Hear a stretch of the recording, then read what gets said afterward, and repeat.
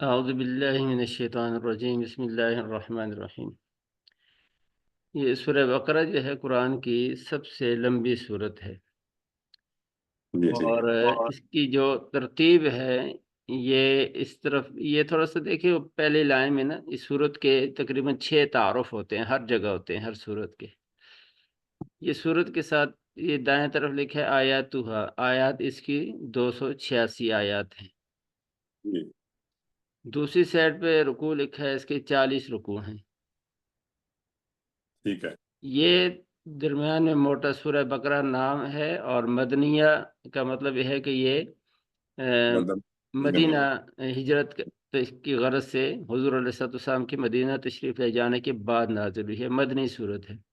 تو یہ 4 باتیں ہوں گی، نام ہو گیا اور مدنی ہو گئی اور آیات ہو گئی اور رکوع۔ ٹھیک ہے۔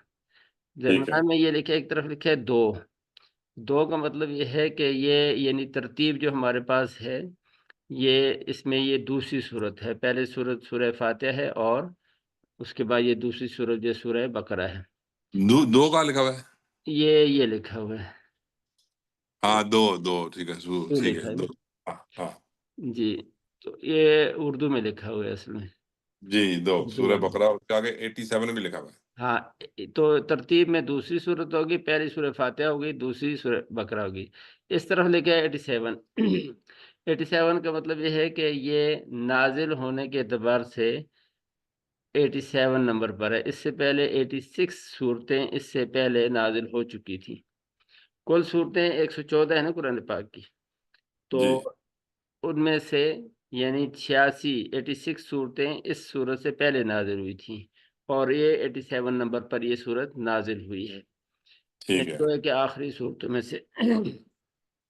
تو قرآن کی سب سے لمبی صورت ہے یہ، 286 آیات ہیں، اور اس کا نام جی سورہ بقرہ اس لیے ہے کہ اس صورت کی آیت نمبر 67 سے لے کر 73 تک کیونکہ گائے کا ایک واقعہ ذکر ہوا ہے بنی اسرائیل کا، تو گائے کو عربی میں بقرہ کہتے ہیں، تو اس لیے وہ واقعہ بیان ہوئے سورت کے اندر، تو اسی کی مناسبت سے اس سورت کا نام سورہ بقرہ ہے۔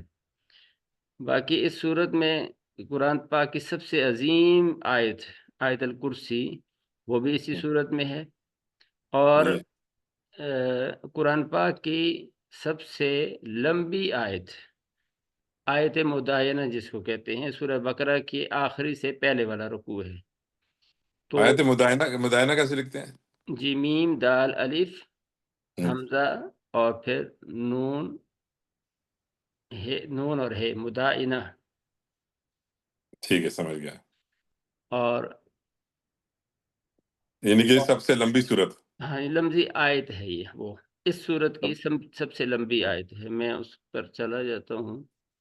ہاں وہ مجھے یاد ہے زبانی، جی اچھا، آمن الرسول بما انزل ہاں الیہ من اس سے ربہ۔ پچھلا رکوع ہے، اس سے پچھلا رکوع ہے۔ اچھا، اس سے پچھلا رکو ہے، اچھا۔ جی، یا ایھا الذین آمنوا اذا تداینتم بدین الی اجل مسمى فاکتبوا، یہ والا اس سے اچھا پچھلا رکوع، یہ کون سے نمبر آئے تھے؟ آخری سے پہلی، اچھا یہ آخری سے آخری پہلی، میں سے پہلے والا رکوع ہے یہ۔ آخری سے پہلا والا رکو۔ جی، تو یہ ٹھیک ہے، سب سے لمبی آیت ہے۔ اچھا سب سے لمبی آتا ہے آخری سے پہلے ہی، اچھا۔ جی جی، اور اسی طرح قرآن پاک کی جو سب سے آخری آیت نازل ہوئی تھی، وہ بھی اسی صورت کے اندر ہے، وہ ذرا مجھے دیکھنی پڑے گی، جب وہاں آئیں گے تو وہاں میں بتا دوں گا، یا دیکھتا ہوں میں بھی، اگر مجھے اندازہ ہو جائے تو۔ غالباً دوسرے پارے میں یہ۔ ٹھیک ہے، آپ کا بیٹا پڑھا رہا ہے نا ماشاء اللہ اس بات؟ جی الحمدللہ میرے لیے یہ بہت زیادہ خوشی کی بات یہ ہے کہ میرا بیٹا جو ہے نا وہ تراویح پڑھا رہا ہے۔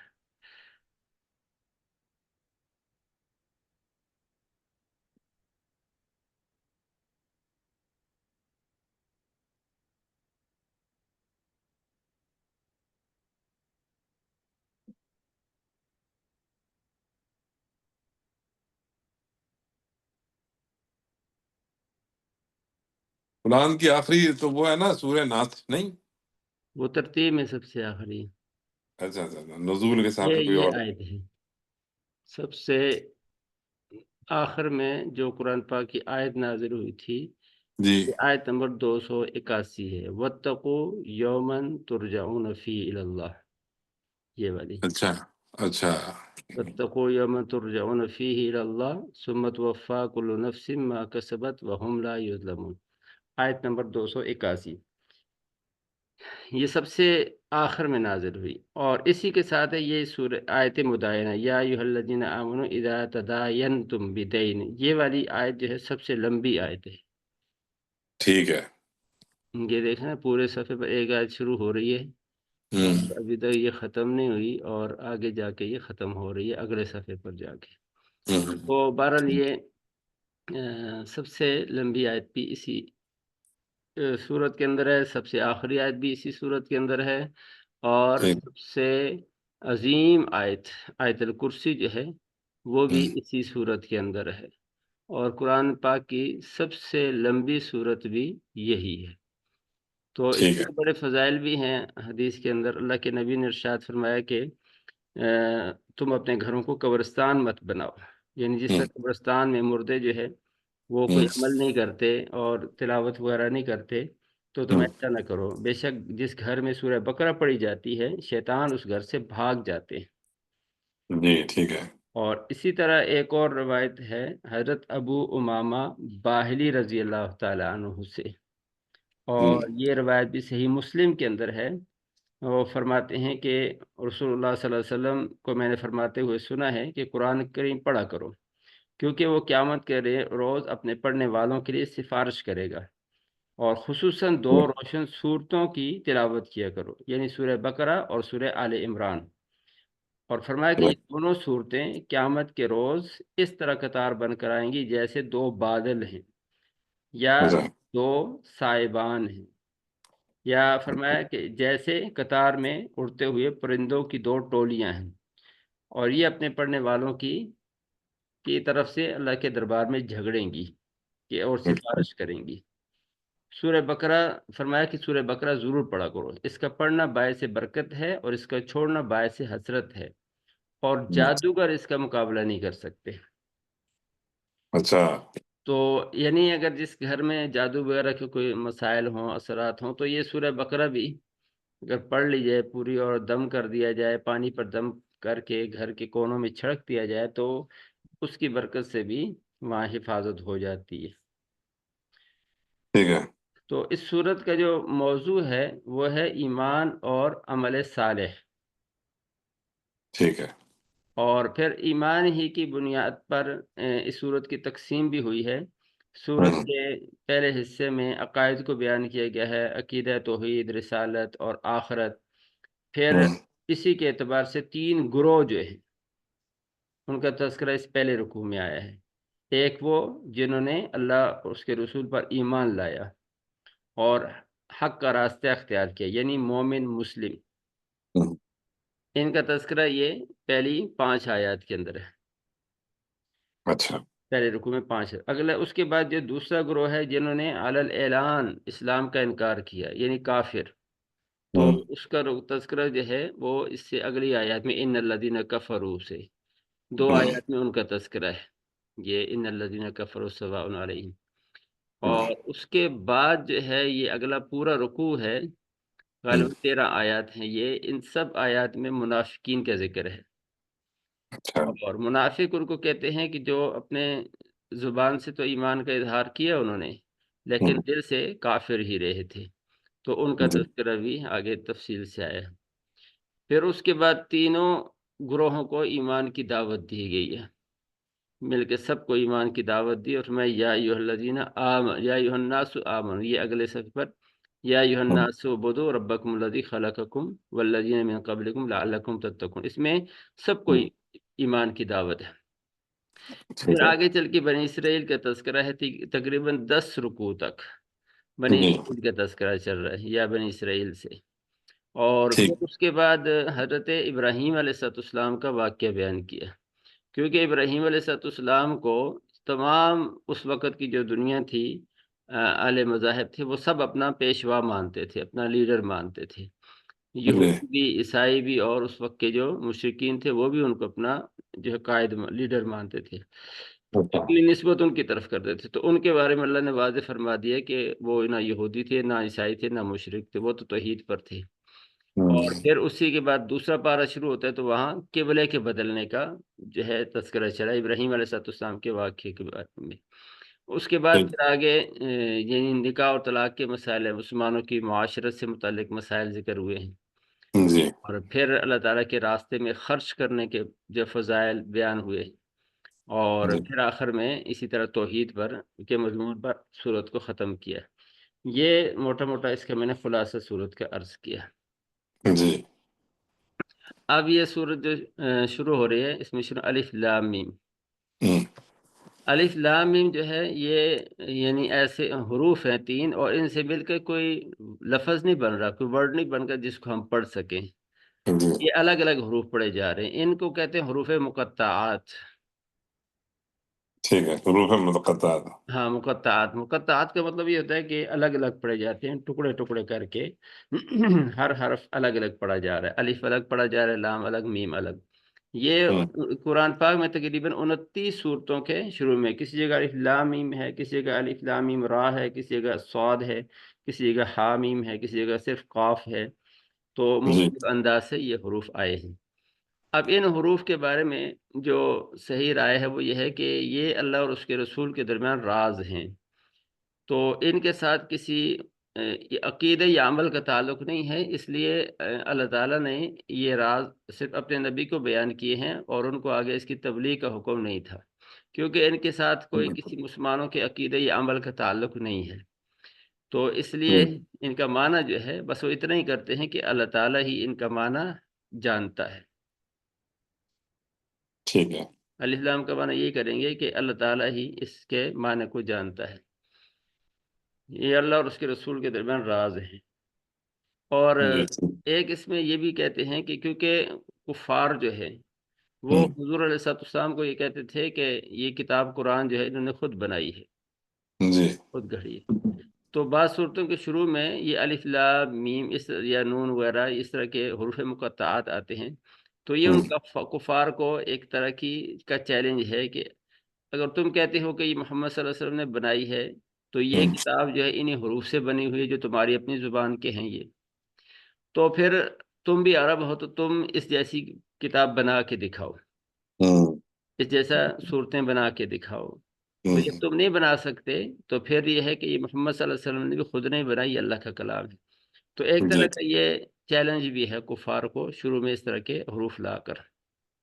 جی اس کے بعد میں ذالک الکتاب لا ریب فیہ، یہ ایسی کتاب ہے جس میں کوئی شک نہیں ہے، ہم، ہدی للمتقین، یہ ہدایت ہے پرہیزگاروں کے لیے۔ جی اب یا فرمایا ذالک الکتاب، اس کا ترجمہ ہم کرتے ہیں کہ یہ کتاب ہے۔ ہم، حالانکہ یہ ذالکہ کا لفظ ہے، یہ ذالکہ کا لفظ جو ہوتا ہے یہ اصل میں کسی چیز عربی کے اندر جب کوئی چیز دور ہو تو ہم، اس دور کی چیز کی طرف اشارہ کرنے کے لیے ذالکہ آتا ہے، جیسے انگریزی میں دیٹ آتا ہے۔ ہم، تو عربی میں قریب کے لیے ہاذا اور ہم، دور کے لیے ذالکہ، یہ ہم نے پڑھا ہے۔ تو جی پڑھا اب یہاں جو ہے جو ذالکہ آیا ہے، حالانکہ یہ کتاب تو آگے ساتھ ہی شروع ہو رہی نا، ذالک الکتاب لا ریب فیہ شروع ہے، تو اس کا تقاضا یہ کہ یہاں حاضر کتاب ہونا چاہیے کہ یہ وہ کتاب ہے۔ ہم، اس کے علماء نے یہ مطلب بیان کی ہے، وجہ اس کا جواب یہ دیا ہے کہ جس طرح سے ذالکہ جو ہے ایک چیز دور ہو اگر، ہم، یعنی فاصلے کے اعتبار سے دور ہو تو اس کے لیے ذالکہ آتا ہے، ڈسٹینس جی اگر زیادہ ہو۔ اسی طرح اگر کوئی چیز مرتبے کے اعتبار سے بہت اونچی ہو، عظیم ہو، تو ہم، اس کی طرف اشارے کے لیے بھی حاذا کے بجائے ذالکہ آتا ہے۔ یہ تو ذالکہ اس کا مرتبہ بیان کرنے کے لیے آتا ہے، اگرچہ وہ قریب ہی ہوتی ہے۔ تو اس لیے کیونکہ یہ کتاب بہت عظیم کتاب ہے، اس لیے یہاں ذالکہ آیا ہے، جی ٹھیک ہے اور یہ ایک وجہ ہوگی۔ دوسری وجہ جو ہے امام راضی رحمۃ اللہ علیہ نے اپنی تفسیر کبیر کے اندر یہ بیان فرمائی ہے کہ کیونکہ حضور علیہ السلام سے پہلے جتنے انبیاء تشریف لائے ہیں وہ ہم، تقریباً سارے ہی انبیاء نے یہ وہ سارے انبیاء خوشخبری دیا کرتے تھے کہ آخری زمانے میں پیغمبر جو ہے محمد صلی اللہ علیہ وسلم تشریف لائیں گے، جو سب سے آخری ہوں گے، اور ان پر نبوت کا سلسلہ ختم ہوگا، اور وہ ایسی کتاب لے کر آئیں گے جو قیامت تک انسانیت کی رہنمائی کرے گی۔ تو اب یہ پیشن گوئی انبیاء نے کی ہے، اور موسیٰ علیہ السلام نے بھی کی ہے، عیسیٰ علیہ السلام نے اپنے زمانے میں کی ہے، حضرت داؤد علیہ السلام نے بھی کی ہے۔ تو اب انبیاء نے وہ جو ہے نا ایک پیشن گوئی کی تھی، خوشخبری اپنی امتوں کو سنائی تھی۔ اب یہاں جو ہے جو ذالک الکتاب کہا گیا ہے، یہ اشارہ اسی طرف ہے کہ جس کتاب کی خوشخبری یا انبیاء سابقین نے دی ہے یا پیشن گوئی جو ہے کی ہے، وہ یہ کتاب ہے۔ تو اس لیے ذالکہ سے اس طرف اشارہ ہے، ان کی یعنی پیشن گوئی کی طرف۔ جی آخر میں کہ لا ریب فی، اس کتاب کے اندر کوئی شک نہیں ہے، فی ہی یعنی اس کتاب میں، ہدی للمتقین، یہ کتاب ہدایت ہے پرہیزگاروں کے لیے۔ جی اب ہدایت کے ہم نے دو معنی پڑھے تھے نا اہدنا الصراط المستقیم میں۔ ایک معنی یہ پڑھا تھا کہ راستہ دکھانا، جی ایک پڑھا تھا کہ منزل تک پہنچا دینا۔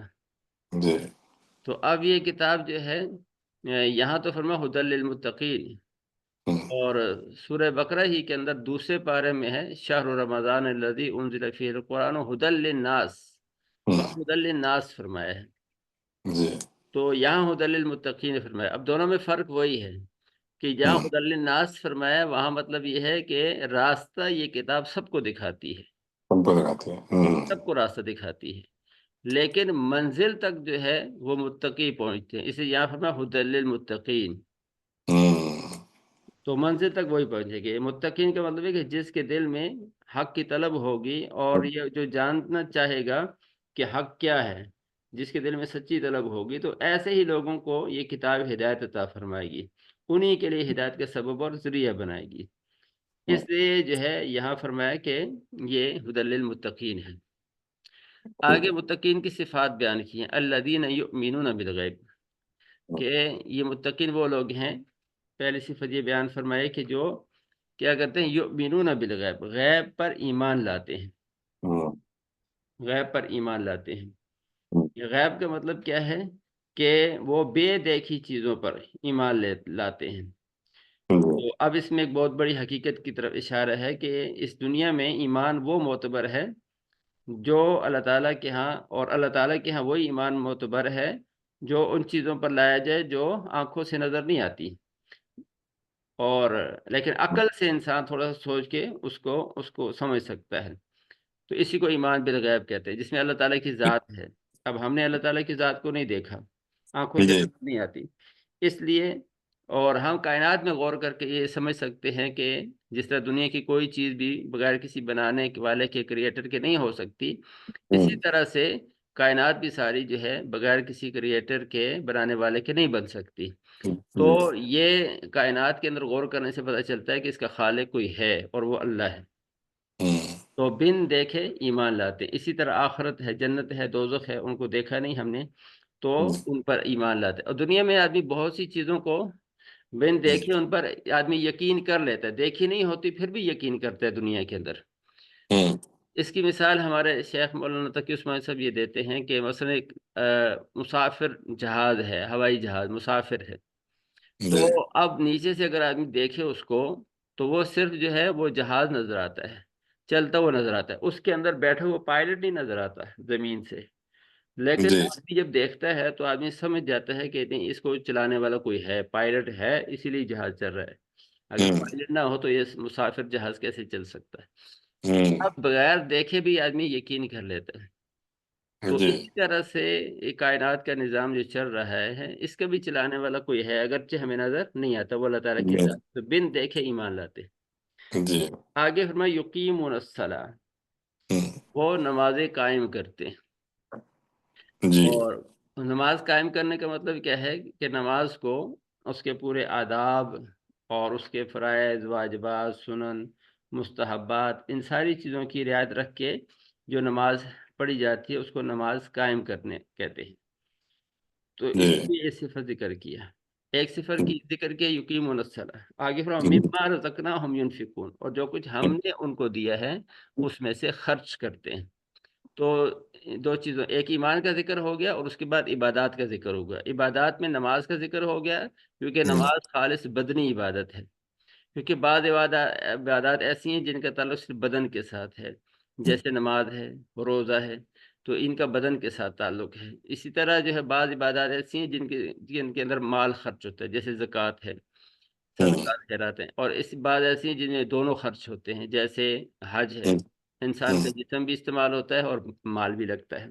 تو گویا اس ایک جملے میں دونوں الصلاۃ سے جو ہے وہ مالی یعنی بدنی عبادات کی طرف اشارہ ہو گیا، اور مما رزقناہم سے مالی عبادات کی طرف اشارہ ہو گیا، تو اس میں سے وہ خرچ کرتے ہیں۔ آگے مما رزقناہم ینفقون، جو کچھ ہم نے دیا ان کو اس میں سے خرچ کرتے ہیں۔ یہاں پر مما، جو کچھ ہم نے دیا اس میں سے خرچ کرتے ہیں، تو اس کا مطلب یہ ہے کہ کسی کے پاس بھی جو کچھ بھی ہے وہ سارا کا سارا اللہ فرمایا ہمارا دیا ہوا ہے، ہمارا دیا ہوا ہے، پھر اس میں سے خرچ کرتے ہیں۔ تو اب اس سے یہ بھی سمجھ میں آیا کہ جو کچھ انسان کے پاس ہے سارا اللہ کا دیا ہوا ہے، اس میں سے خرچ کرنا چاہیے، اور خرچ کرنے کے بھی بار فرمایا کہ سارا خرچ کر دینا کوئی ضروری نہیں ہے، اس میں سے خرچ کرتے ہیں، یعنی تھوڑا بہت خرچ بھی کر لیں تو تب بھی یہ فضیلت آدمی کو حاصل ہو جاتی ہے۔ اور آگے فرمایا والذین یؤمنون بما انزل الیک، اور ایمان والوں کی صفت یہ ہے کہ وہ صرف جو ہے حضرت محمد صلی اللہ علیہ وسلم پر ہی ایمان نہیں رکھتے، بلکہ آپ سے پہلے جو انبیاء تشریف لائے ہیں ان پر بھی اجمالی طور پر ایمان رکھتے ہیں۔ اس سے فرمایا کہ والذین یؤمنون بما انزل الیک، اور وہ لوگ ہیں متقی جو ایمان رکھتے ہیں بما، اس وحی کے اوپر، انزل الیک جو آپ پر نازل کی گئی ہے، وما انزل من قبلک، اور اس وحی پر بھی ایمان رکھتے ہیں جو آپ سے پہلے نازل کی گئی ہے، وبالآخرۃ هم یوقنون، اور آخرت کے اوپر بھی وہ پورا یقین رکھتے ہیں۔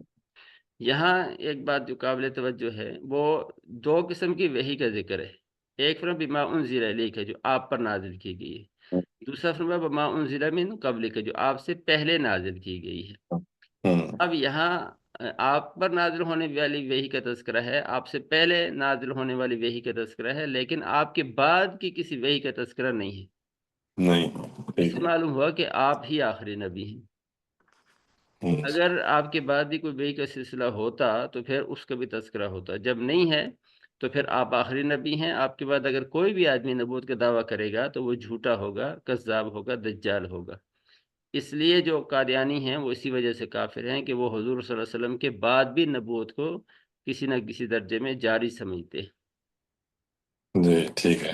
وبالآخرۃ هم یوقنون، آخری صفت فرمایا کہ آخرت پر وہ پورا یقین رکھتے ہیں کہ موت کے بعد بھی ایک زندگی ہے، اور یہ آخرت کا عقیدہ بھی بہت ضروری ہے۔ اسی عقیدے کی وجہ سے آدمی دنیا میں صحیح چلتا ہے۔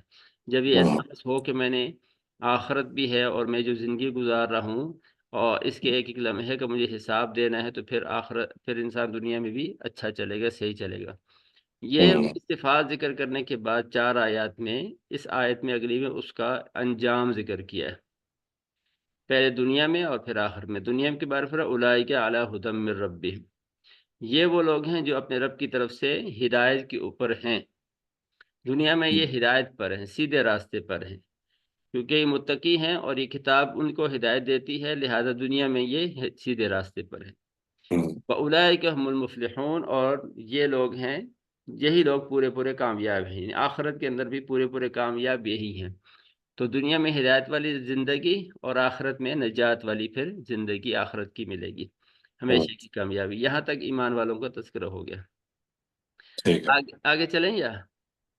بس بات ہے، اچھا چلیں، یہاں تک ہو گیا، پھر اگلی دفعہ یہاں سے آگے کر لیں گے انشاءاللہ۔ انشاءاللہ ٹھیک ہے۔ آیت نمبر 5 تک ہو گیا۔ جی جی چلیں، کافی ہے پھر، ٹھیک ہے پھر، یہ بہت بہت شکریہ، جزاک اللہ۔ ٹھیک، جزاکم اللہ، السلام علیکم۔ وعلیکم السلام۔